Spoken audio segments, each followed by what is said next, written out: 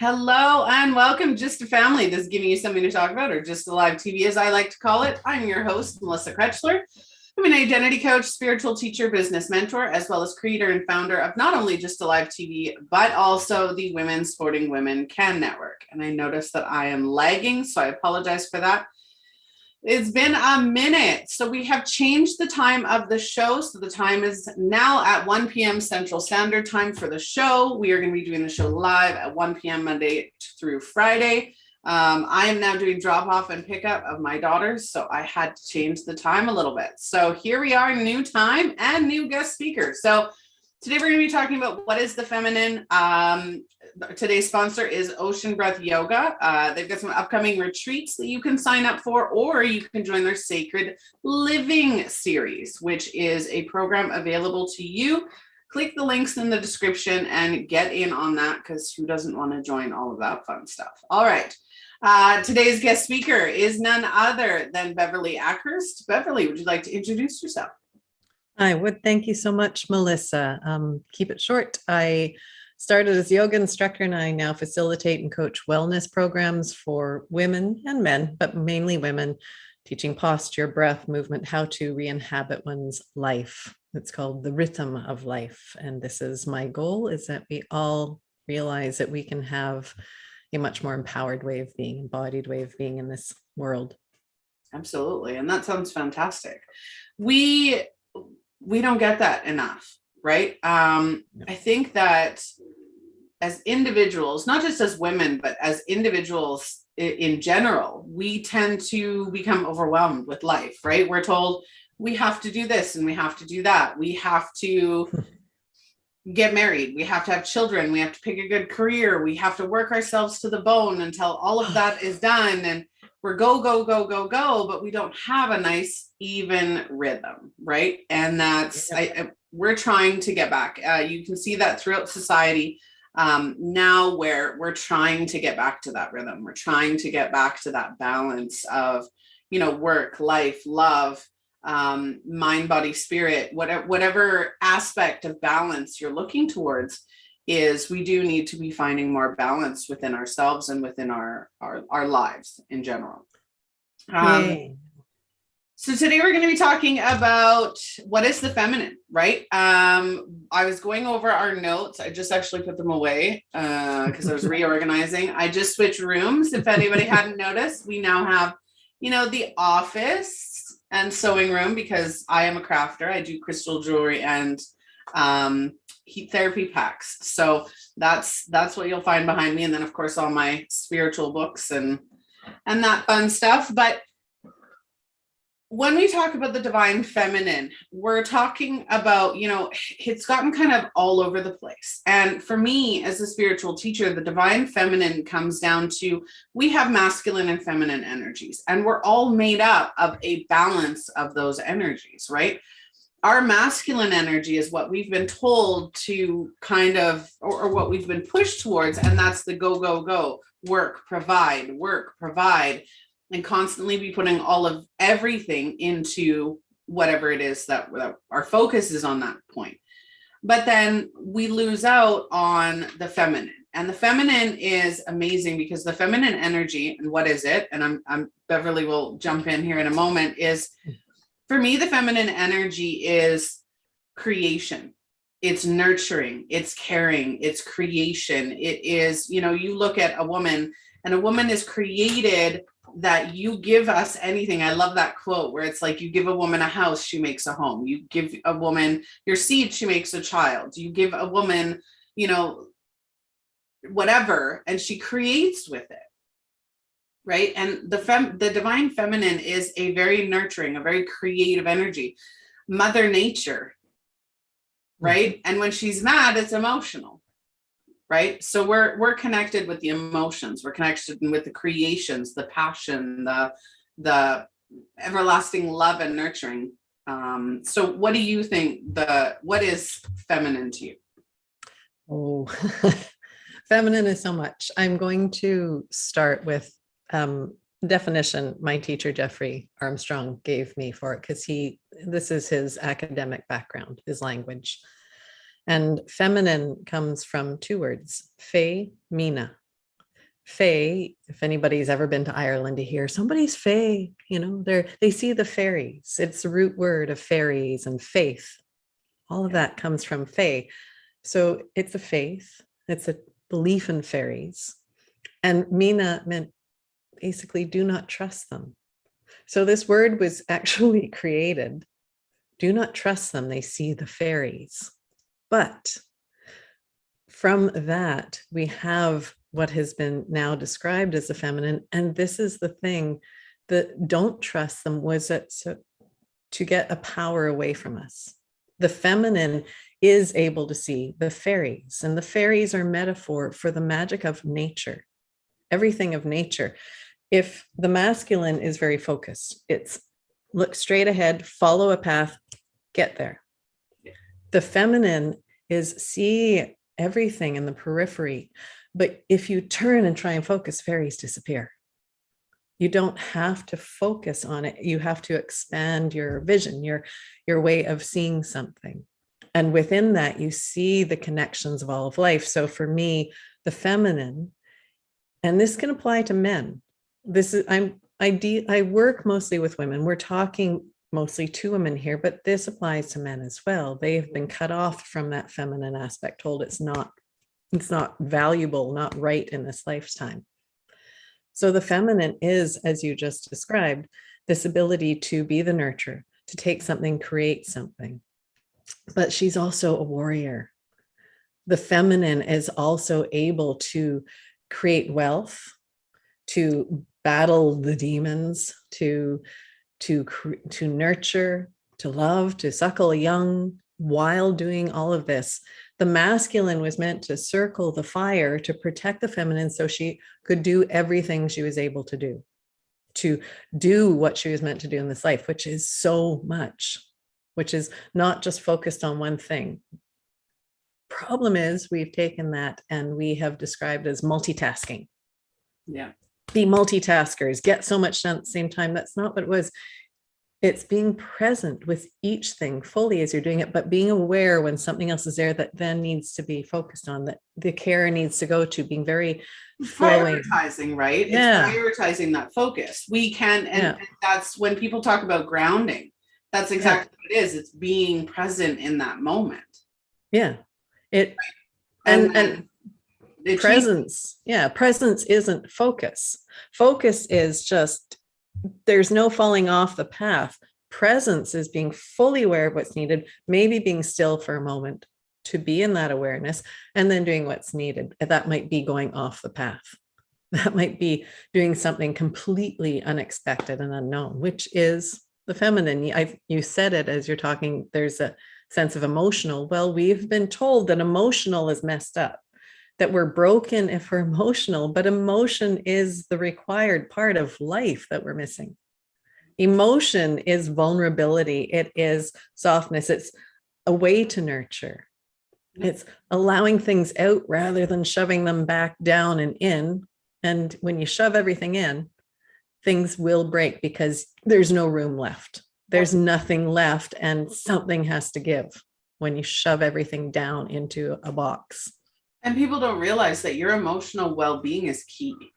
Mm-hmm. It is, that mind, body, spirit, but it's not just that. It's everything we do is created based on an emotion, mm-hmm. right? A lot of us will question, well, how did I get here? Well, your emotions led you there because we act impulsively. We act emotionally.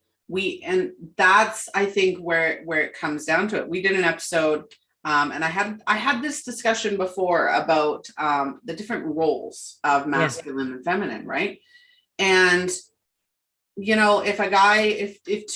boys are at school, and predominantly this goes while they're in grade school or mm-hmm. K to 12 or whatever that looks like. But what'll happen is boys will go to school and they'll be rambunctious and they'll play fight and like, oh, boys will be boys, and I'm just like, okay, have fun with that. And then you have girls that go to school or even at home and, oh, it must be their period, or, oh, they must be PMSing, or, so as women, the disconnect, because like I said at the beginning of this episode, we all have masculine and feminine energies, right? Yep. So if I'm getting really upset and I'm getting angry, I have every right to defend myself. I have every right to play fight with my husband or play fight with my kids or whatever that looks like, right? Yep. I have every right to be a CEO and a provider. And I'm going to do that, right? I'm doing that. And then you've got, oh, well, you know, if say a teenager, and I've got one teenage daughter, she comes downstairs and she's like really rude and really going through the emotions. And I'm just like, and my husband will turn around and be like, oh, it must be that time of the month. I'm like, don't even go there. Don't even go there. I don't like it when you do it. Don't even do it. Not going to happen. Right. And it's, girls get a pass, like a hall pass, with their rude, condescending, ignorant emotions, right? And their attitude and their behavior, because they're women and they're emotional. Yeah. And I'm like, no, right? But then you've got boys who, instead of being emotional, they become aggressive. Yep. Because they're not allowed to be emotional. Yeah. And they have no outlet. So their outlet becomes aggression, right? We did episodes we've talked before about abuse. Mm-hmm. And I find that there is a correlation between emotional health and wellness and abusers, right? Because if you've gone through life and you don't feel in control of your emotions, and this is for men and women, if you've never been allowed to feel your emotions, if you've lived in that masculine energy dominantly, and if you don't have an outlet and no control, no emotion, no control, no emotional health and wellness, no outlets, and then all of a sudden it's like, you know, you find somebody that's vulnerable, or that you know, something happens and you feel that power, that control, right? And it's an addiction. It becomes an addiction. And a lot of the time, not all of the time, but a lot of the time, that's what creates abusive tendencies, is a feeling of control. It provides them with a control. It's abuse, and it's everything. I remember, back in the 80s, reading a book called The Gift of Fear. It was an ex-FBI agent who wrote it, talking about how most women who were victimized did not trust their gut instinct of fear. And somebody said, oh, trust me, or don't worry about it. And they ended up becoming victimized by this person, because we're told don't, because it's rude. We're rude if we express ourselves. We're rude if we say, I don't like that. We're not being proper young women. We're not being, properly feminine, because we're being loud, we're being aggressive. And I worked with victim services back in, I guess, the 80s, 90s. And I remember brilliantly this one corporal that was there. He talked to me, because I was quite young when I was working with all these victims of crime. He said, you need to understand something. People are looking for the women who think that they don't have a voice, that they are not worthy, and they're afraid of life. They're afraid of everything, and they're easy to spot. He said, so when you're walking down the street, even if you don't feel it, walk with your chest up, your face forward, look people in the eye, look them in the eye. They don't want you to look at them, because there's no power in that. And don't be afraid to curse and swear at them. We've taught women, don't curse and swear. It's not very ladylike. It's not polite. You're not being properly feminine, or, you're being too rude if you don't allow somebody into the space that they want to be in. So yes, it can become an abusive relationship, or it can become a victimization, or it can become the woman at work who doesn't get recognition because she's like, okay, I'll let everybody else take it because it's rude of me. It's not proper of me. And then what happens on the flip side is a woman does take that power, and because we have no context for it, because we've not been taught that we're allowed to, it becomes very masculine. And I mean masculine in the sense that I have to be just this, and I have to be nasty, I have to be aggressive, I have to be just on top of it and roll over everybody. And I'm not saying men do that. It's the masculine energy, that focus, barrel through, go over whatever you need to. And we think this is how it is to be a strong feminine. But it's not. That's the masculine, and we can still be feminine, be within those situations and stand up for ourselves and say, hey, no. Yep. And there's a lot of communication in there as well, right? Where feminine, I have a situation that I had where it was like, when we say no, right? And feminine, not even the feminine, but women are taught to be people pleasers. Constantly, we're taught to be people pleasers. It's a generational thing. And we're taught to do it. I always try, I was always the black sheep when it came to people pleasing. I was more, I've always kind of stood in my own power and been like, no, I'm not doing that. I remember my grandmother asking me to do something once, and she was the queen of manipulation. And she asked me to do something, and I said, no, I don't want to. Like, I'm not comfortable doing that. I don't want to do it. Right. Yeah. And she goes, well, this person would do it. Yeah. And I'm like, then go ask them. Yeah. Right. And I was a teen, like a young teen. Yeah. And I'm just like, go ask them. I don't play for those games. Right. But that's one of the things we're taught, right, is to play those games and to be like, oh, well, hey, you're doing this, so why not? No, I don't need to do that. Being able to say no. When I say no to somebody, I always feel the need to have to explain why I'm saying no, right? And it's like, I ask my kids to do, or my kids ask me for something, and it's like, well, why not? Well, because I said no, right? And then if a friend asks me something and I'm like, you know what, I really am not up for that today. And then it's like, there's the guilt or the shame or the, I would do it for you, or we're taught so much communication, disrespectful communication, but disconnected communication, right? As feminine, I find that even to look at my husband and myself as a feminine energy, my husband doesn't think about the empathy or the sympathy while he's having a conversation right away. Like if I go do something that pisses him off, it's like a reaction, right? And then, but me, I think about, okay, well, how do you feel? Yeah. Right. When I'm going to vocalize something, I think about how you're going to feel when I say it. Right. So a lot of the times I'll preclude, okay, this may come out wrong. Just bear with me until I'm done. Right. And we'll go from there, because I don't intentionally want to hurt somebody's feelings by the words that I'm saying, by the actions that I'm taking.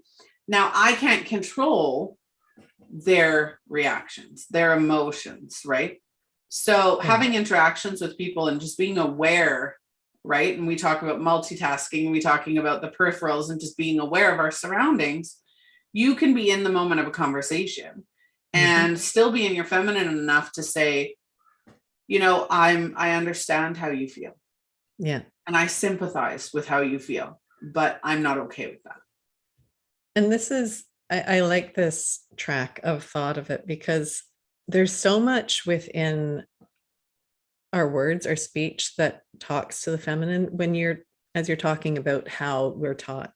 And you luckily had that strength to go, no, we are taught to be caretakers and taught not to use our actual voice that comes from here, from our heart, from what we feel, what our gut wants to say, what we really truly would prefer to answer, because we're supposed to be caretaking everybody else. I come from that background where, because of who I am, and this is how I'm built too, I can see what's going on for everybody, and that can be taken advantage of, because then it's like, oh, you care. So as you said, there can be some guilt. But what I've seen, I work with mainly women over 40. And what I see is that has become so ingrained, and we don't know how to find this. And everyone's like this. Look at most women, and you're going to see this, a little curve in the back, the shoulders forward. And what's closed off is this space of the heart, the place that speaks loudest to us, because we haven't been allowed to listen. And what happens when you start to release that and open the shoulders up, open the space of the chest up, is you start to find your voice. And funnily enough, what's going to happen when you ask somebody, I will stand in front of somebody and say, okay, now tell me what it is you really want. And what do they start to do? Clear their throats. It's so hard to get that voice to come out, to say what it is we need to, because we've been told we're not allowed. And then when it does, if you've held it in, it becomes explosive. It becomes anger, frustration, and like no context of how to just simply, as you said, express what it is. By the way, I'm going to say something. It might not be the way you hear it. Just let me finish and then we can go from there. But it's so such a fearful kind of place for somebody to be who hasn't been there. That expression ends up, exploding outwards, and then people go, there's that emotional woman again. Oh, she screams it or she cries it, can't have a normal conversation. Well, hell yeah, of course. Give us time. We've had 600 years of being told we're not important. Yep. I don't know about you, but my mother, she, in Canada, we're both in Canada. My mother was not allowed to have her name on a bank account until the 1967 or something. She could not have had her name on a deed to a property. She wasn't allowed to be a person. And women in that place, think of those generations up until then. You had to be quiet, you had to be pretty, you had to be whatever in order to, not because they were just going to cow down to men, but if they couldn't own property, couldn't have a bank account, they needed somebody there, and they had to be sure they didn't lose that person so they could be taken care of. And now we're having the downline effects of their daughters and themselves, because many of them are still here with us. This downline effect of women who are trying to find their way through. And feminism has become this thing. Being in the feminine is this foreign place that we're relearning. It's like learning a language again that your family had spoken at some point in time, but now you have to figure out the words to. And here we are. It's like in kindergarten, grade 1, grade 2 level of being feminine. Yeah. And not only that, but all the discussions about feminism, right? Mm-hmm. Now you add on feminism, and we did an episode on feminism a little while ago and I brought up the topic about feminism is not what it's supposed to be. Feminism was supposed to be about equal rights for women. It was supposed to be equality for women in every sense of the word, right? And but it's not. And a lot of women now, when you hear the word feminism, it's almost derogatory now. Oh, they're a feminist. And it's become derogatory because a lot of the feminist movement has not become about equality. It's now become about domination. You've dominated me for thousands of years or hundreds of years. It's now my turn to dominate you, and I want you to bow at my feet. And that is what feminism is not supposed to stand for, but that's what it's become. Yeah. And that's a terrible thing, right? But another thing that I was thinking about while you were talking, and not being allowed to have your name on a bank account, your mother's experience. And you think about it though, how many queens have we had? Like today is the funeral of Queen Elizabeth II. You look at Queen Victoria. She's absolutely famous. Queen Elizabeth, famous. Absolute powerhouses in their own right as monarchy. And I'm talking about specific monarchies here, right? You have Queen Mary and, all these TV shows and all these series and movies and documentaries on all of these female monarchs. Yeah. Right. And then you look at Cleopatra and you look at all of these women who owned property, who owned empires and were the highest tier possible of power. And then you get to 2022 and we're still fighting for our rights. And it doesn't make any sense. It absolutely doesn't make any sense, because you look way back when women were free. Yep. Right. You look at psychics, right? I'm a psychic intuitive medium. That's one of my business. Spiritual teacher, right? And you look back then and they were revered and protected and put into castles and turrets and wherever to be protected because they were that valued, right? And now it's like you tell somebody you're psychic and they're like, oh, okay. Right? Yep. And while things are being more mainstream, it's still like, how did we go from thousands of years ago to women being in power to us fighting for equal rights? Oh, so I'm kind of itching here, like how deep we go. And then there's that feminine side. Don't want to offend anybody. So I'm going to be gentle. One of the, I teach yoga, and part of what I study is the Vedic philosophy. And that goes back thousands of years. And there's, First Nations cultures everywhere, not just here in North America, but the Aborigines of Australia and all the different groups throughout Polynesian islands and countries. And they all celebrated the feminine. They were all in awe of the feminine. They knew that the feminine was power because that's where life comes from. We are the ones who give birth. We are creators of life. If you want life to continue, it's a creative force, which is why nature is the feminine. That's the creative force. That's where everything grows, where trees grow, all the food we put in our body, where all of it grows. And that's where the breakage started. Because the women understood this, we're in tune with that because we are that. There's a lot of power there. But matriarchal societies, even though they were dominant, it was a different kind of power. And I'm sure people will argue the point, well, I'm sure there was this culture that, well, we'll never know for sure. We're not living there. But there's enough record keeping to show that they were very much based on balance with nature, with the protection of nature. And then about 600 years ago, and there's a wonderful documentary that anyone can watch free on the National Film Board of Canada called The Burning Times. And it was created in about 1989 by a group of women. And it sort of goes through the history of what happened. And when about 600 years ago, the church was coming to power, it realized it couldn't hold that power when the feminine was still conversing with nature.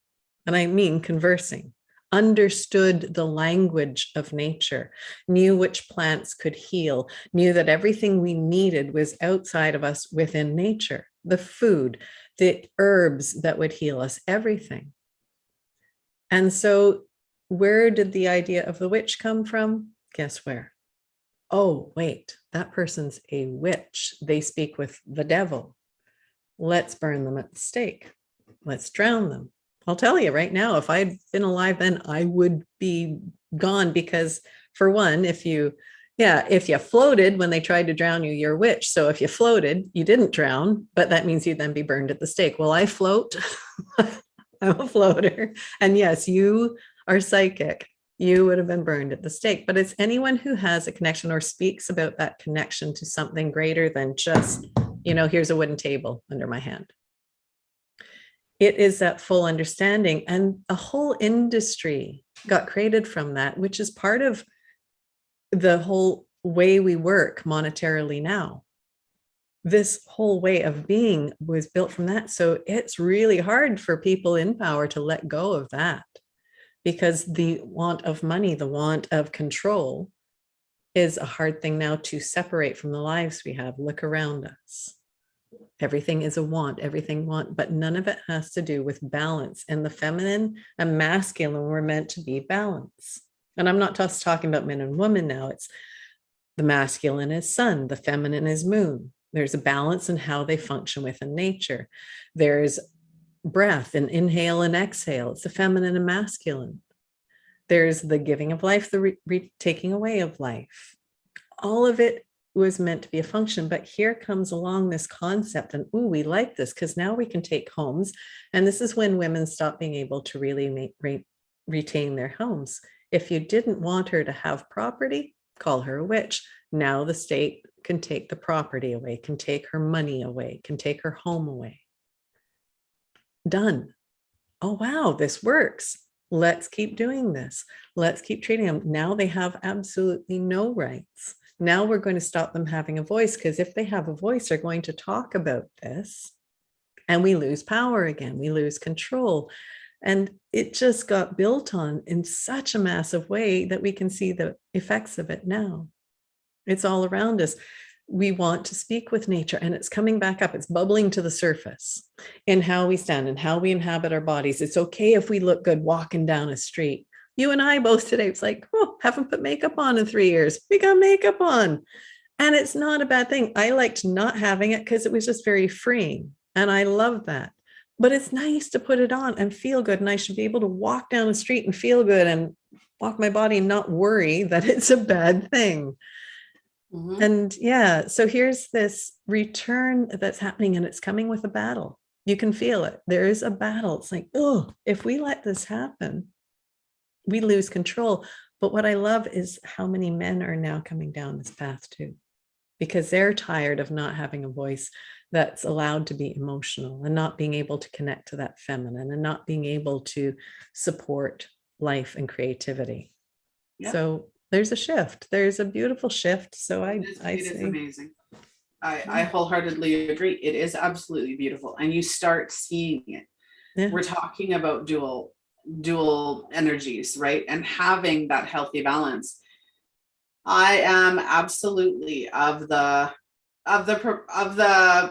movement that men and young boys should be taught that there are no limitations. There are, if you're hurt, cry.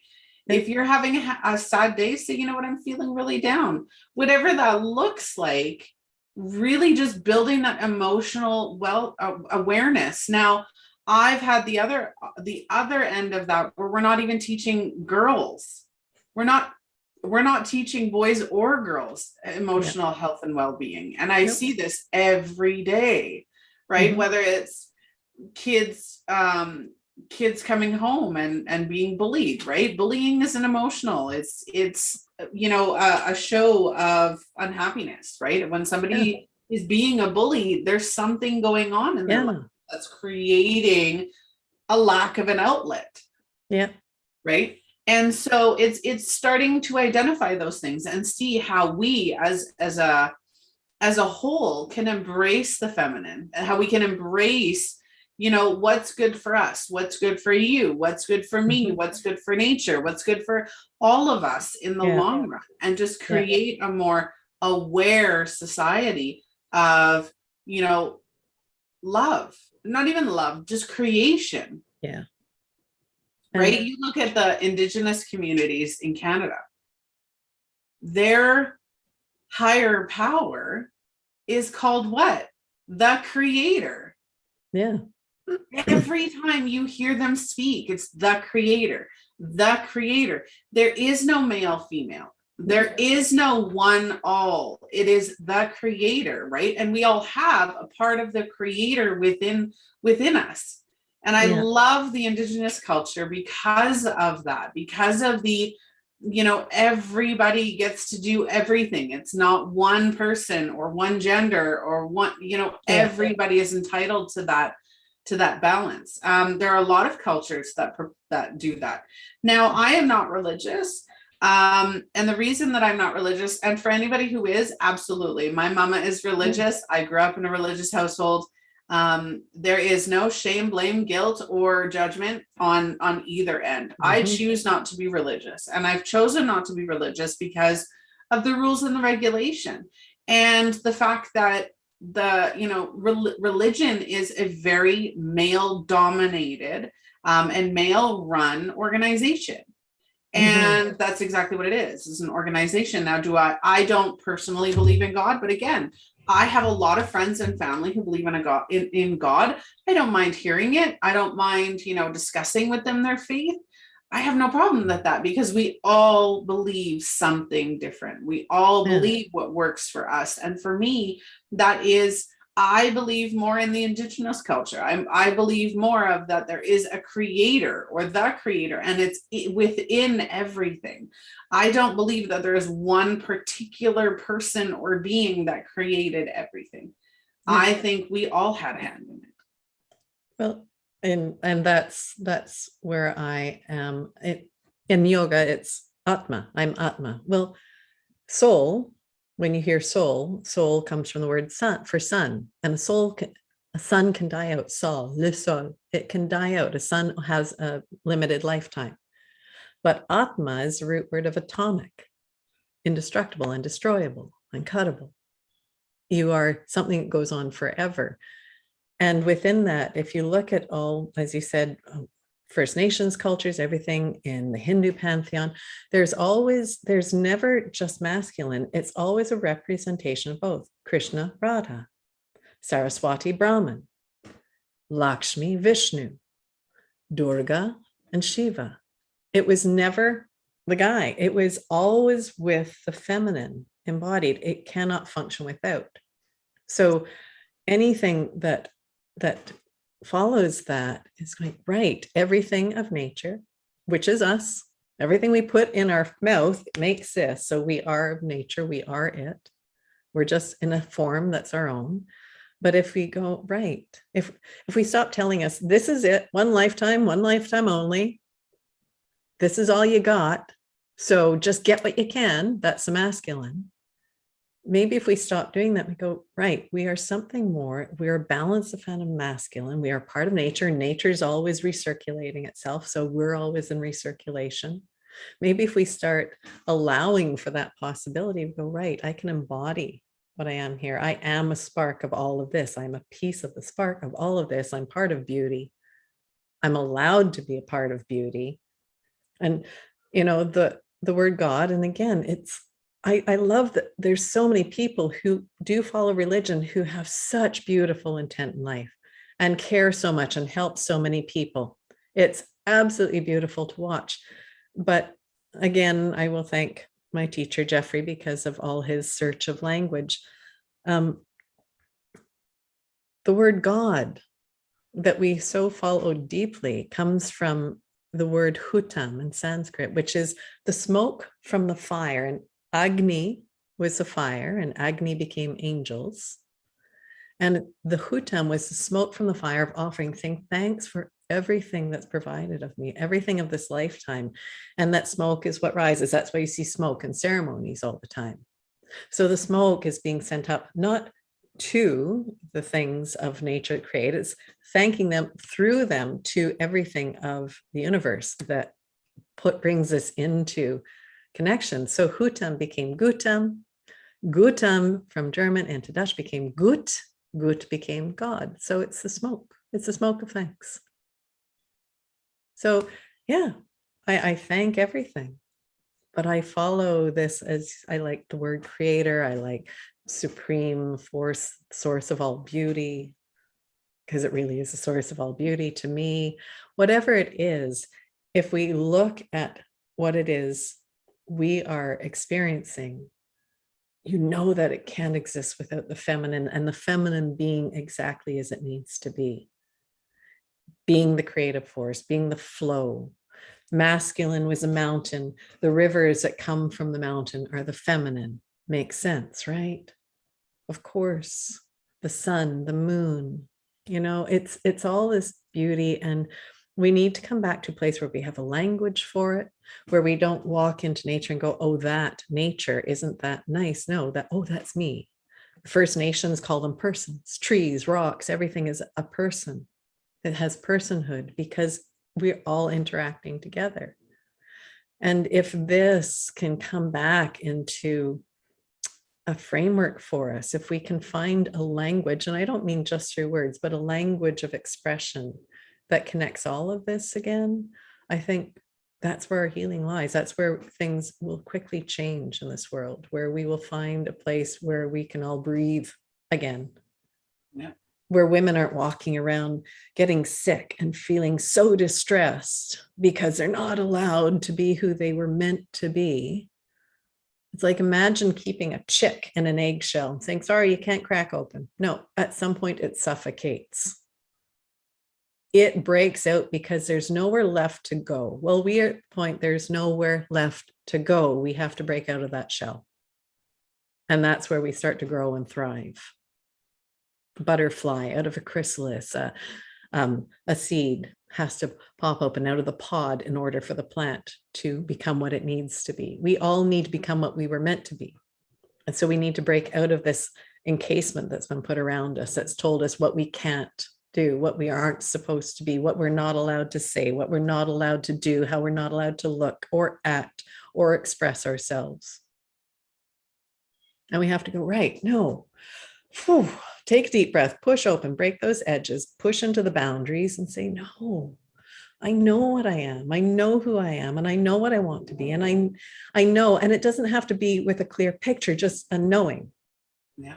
That's all we need. It doesn't have to have a language to it or words. It just is that feeling of knowing that there's more, that we are more, that we have more, that we have this ability to be the change. And as soon as we stop being blocked down, all this around us changes, and not for the worse.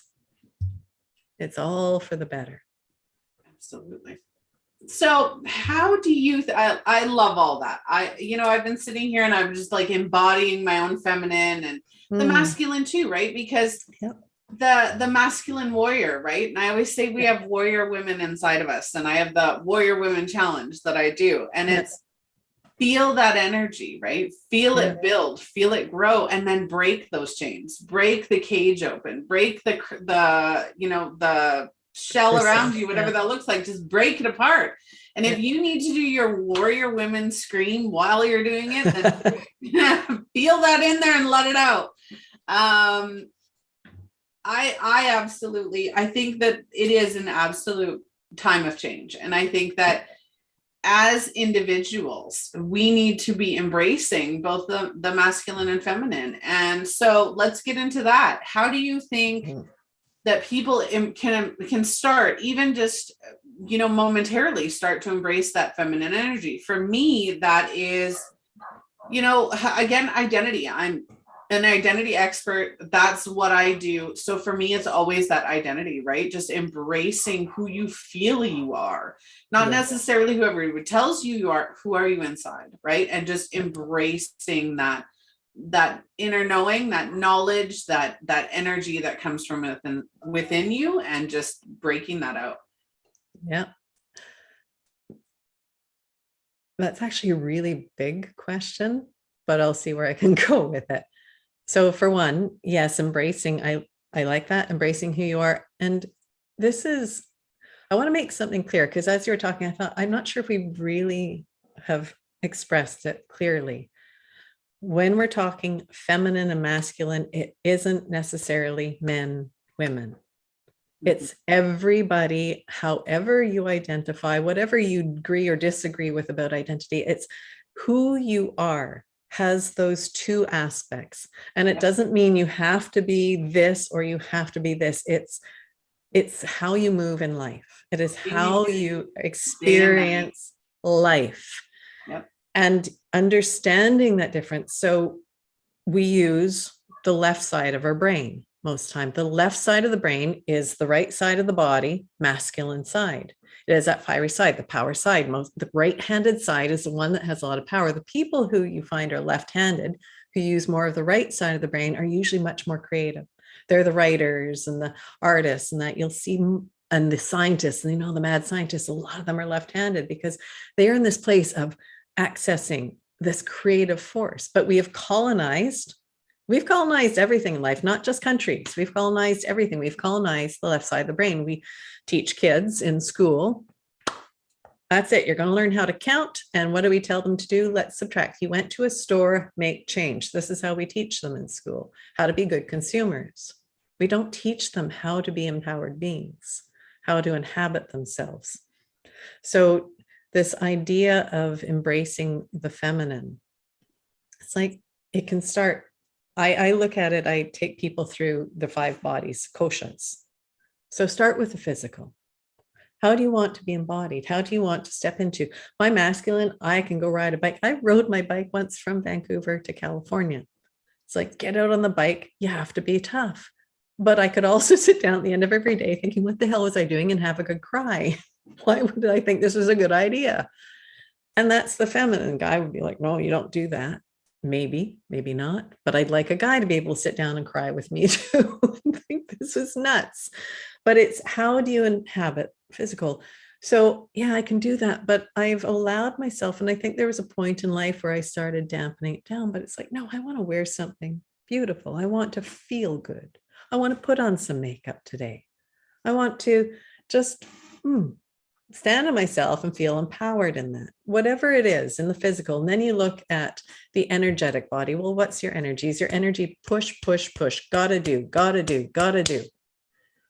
And if you catch that happening, men, women, whoever, if you catch that going on, can you step back and go, right, my energy now wants to be a little soft. I want to sit, I want to breathe, or I just want to do something very beautiful and loving, put on some lovely music and just get into the space where I don't have to function. I don't have to do everything. I can just, maybe I'll dance. Maybe I'll move organically. If anybody has ever been to a movement class, like a 5 rhythms class of that, it teaches people how to re-embody themselves and energy, how to understand how we flow instead of, okay, I'm going to dance. Like, no, let your shoulders move, let your arms move, let your body move. How, like, go inside. Don't think about what anyone else thinks. Just be how you want to be. I was at one yesterday here in San Francisco, and, in the middle of this dance, a woman, as you just said something about screaming, she just let out a huge scream. She needed to get it out, and there it was, and it was gone. It's like, yeah, good for you. Nobody's going, oh, geez, you're being a little too much. It was, yeah, good for you. And then you go into the mind, the mind body. It's like, how are we always thinking how to do, move forward, function, plan, like to-do list. Yeah, we have to do that. You and I both have to do that in order to survive and move through the world as it is. But can we step aside and go, okay, now I'm going to sit. For me, it's meditation. That's why I put together the meditation conference with a friend, because we're realizing meditation is a way for people to step into that place of softness.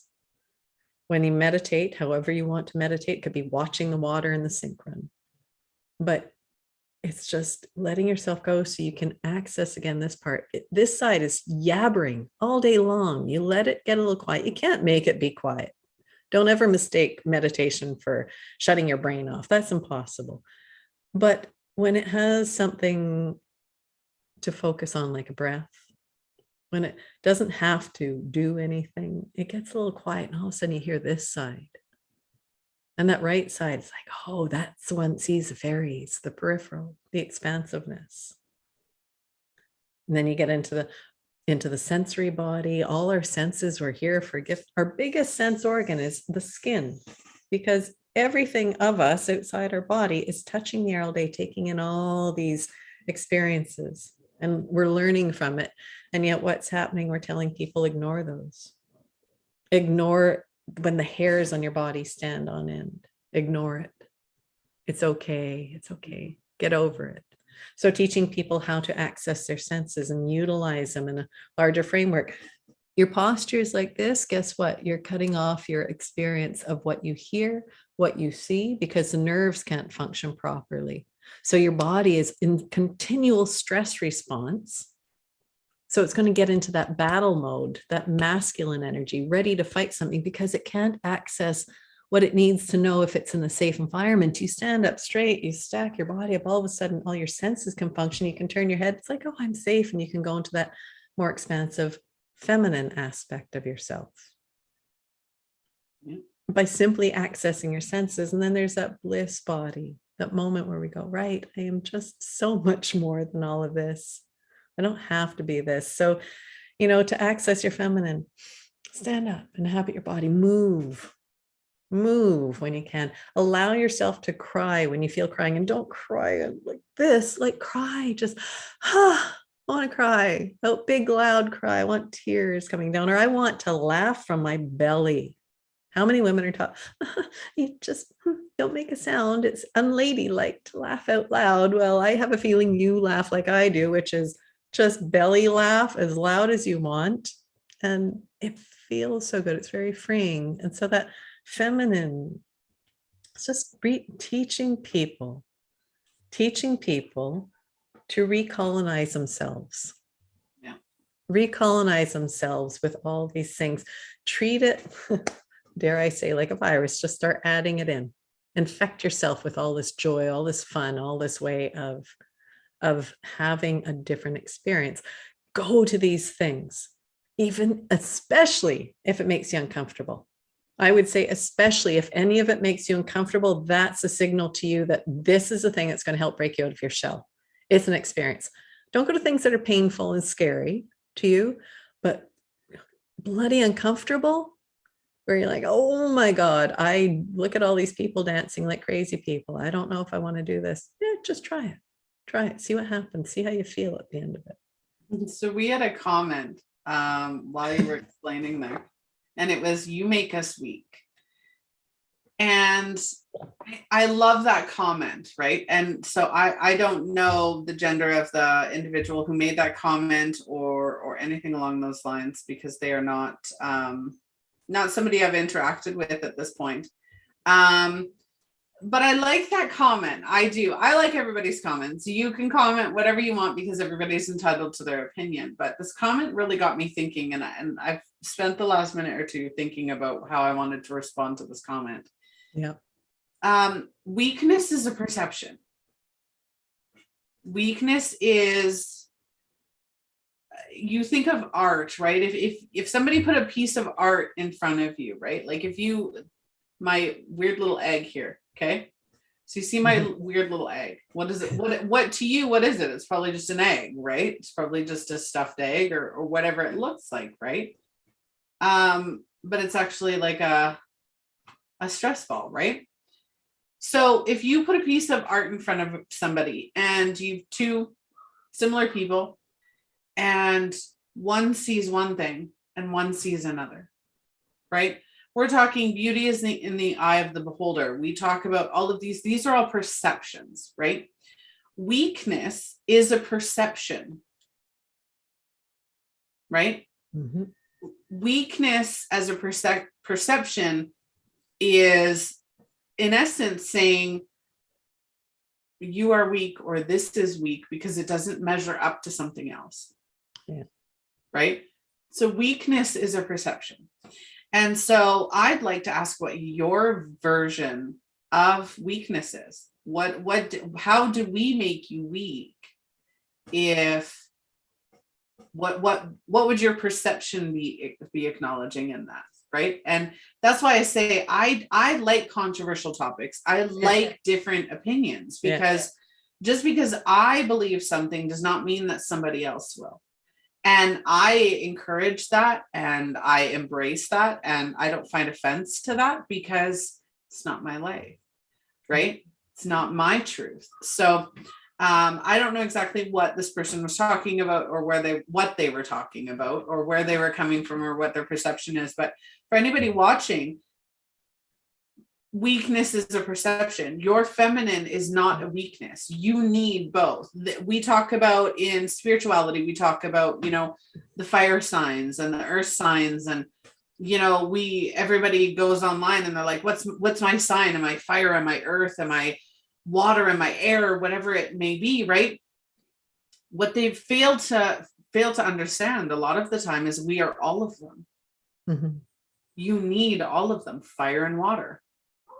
Without water, there's no fire. Without fire, there's no water, right? Like it's like this whole conundrum, right? But feminine and masculine, you have to have both, and it's not a weakness to embody both. Can I add in?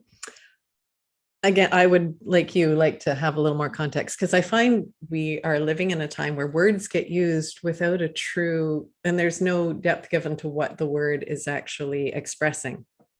And finding out more about it definitely works. But when I hear somebody use a word weak, I go, okay, is that and understanding something else, because for me, what I see when we're talking about women embracing theirs is allowing softness in. We have become quite hardened, and nothing grows within a thing that's hard. Imagine earth, soil, incredibly hard. Nothing breaks through the surface. It can't live, it can't survive there. But once the earth is moist and softened, everything can thrive within that. And I think we're the same. If we get too hard, we think we have to be so strong, not weak, but so strong. At some point, there's stuff that just can't thrive and live within us. But if we soften, if we make this malleable, make our mind malleable, our thoughts, our way of expressing ourselves, then we're adding something more. But weakness, I think of myself as quite feminine. I celebrate, I feel good in the feminine. And I will tell you, I am freaking strong. I am not weak by any stretch of the imagination. I'm probably stronger than I was in my 20s. I'm in my 50s. I can outrun most people, most girls at least, and boys, a lot of them in their 20s. I can bike for hours. I can climb a mountain. I can lift things that most people can't lift. I am strong. I'm not weak. But damn, I celebrate my feminine, and I like being feminine. And I like being creative. I like sitting and writing and let words coming through me. But I also want to use my voice. And my voice is not weak. When I'm like this is very weak and nobody's going to listen to me. And what would you want to hear from me if I'm just going to, yeah, that's weak. But I'm here and I'm talking and I'm expressing and I believe in what I have to say. And it's my perspective. But there's nothing weak about me sharing that, and sharing that I cry, and sharing that I have moments where I just don't believe in myself because I'm still figuring it out. And I probably will be to the day I die. But that's okay. And if we, I so understand where that thought might be coming from, because again, perspective, we have been taught so much that we better take control or we're going to be run roughshod over. And we've seen it happen. But I think maybe it's just checking in with what that word really truly means, because if we don't allow softness to come back, if we don't allow the feminine to come back, we're kind of doomed. I think we're doomed. And I'm not over exaggerating that. I really don't think I am. So if you want to call it weakness, yeah, but I would suggest there's nothing about me weak. I didn't give up what I did and become a yoga teacher in my 40s out of weakness. That was a scary thing to do. I didn't open my own yoga studio out of weakness. It was a scary thing to do. And I stepped into it. I didn't change the entirety of my life to support others being weak. I couldn't do that if it was a weakness. It was just understanding I could no longer follow the masculine way the world was running, and I needed to support others in finding a way to find their power within their softness. Absolutely. Embody it. So that's, weak. Yeah, I absolutely, if that's how you see it, but I won't even challenge. I would just ask if that is a thought from somebody on the feminine being soft, that we lose something, to really look at what that word truly means to them and see if it is what they think it is, or if it maybe is something else. Absolutely. And again, back to that comment, because I did tag them in a response and asking, what is your perception of weak? So again, the clarity behind that is, when you say you make us weak, what are you talking about? What about us, or what about the situation or the topic, or what in general? Because there's not enough context in that question. And who is us? To make, to make it answerable, right? So that's where that would be. So is there anything you'd like to add before we get running off of here? The only thing I would like to add, and it's probably just a bit of a rehashing of everything. I mean, this is a topic we could all talk about for hours and hours and lifetimes. I would just really truly ask that all women, all men, take a look around. Take a look around at their lives, at the life we're inhabiting, at the spaces around and what's going on, and see if they really truly feel that we're being served. And get curious about what would happen if the feminine was allowed to have a balanced pathway with the masculine. What would happen if we let those two energies hold hands and walk through life? Would maybe things be a little easier? Less possibility of the ending of worlds, less possibility of food shortages if we're not taking more than we need, which is the masculine take, take, take. Is there more possibility that we'd all be less distressed, healthier? Would we be more loving? Would we be taken care of? Would there be less hospitalization for diseases that shouldn't exist? Would there be a sense of community that could come back to life and support? I believe that. I really, truly believe that. And I believe it starts with, first off, supporting anyone who really wants to connect to their feminine, to find that and be okay with that. Feel allowed to be there. And then all of us encouraging each other to relearn the language of us, because we've lost the ability to speak first and foremost with ourselves, to understand our internal language and our beauty. And then to take that, and once we learn a little bit more, start sharing what we learn, sharing our stories, sharing our passions, sharing what we see happening, and supporting each other where we can, instead of thinking that we might lose out, going, wait a second, I want to be part of something more. So what can I do? What can I do for you? What can I do for you? And then what can you do for you?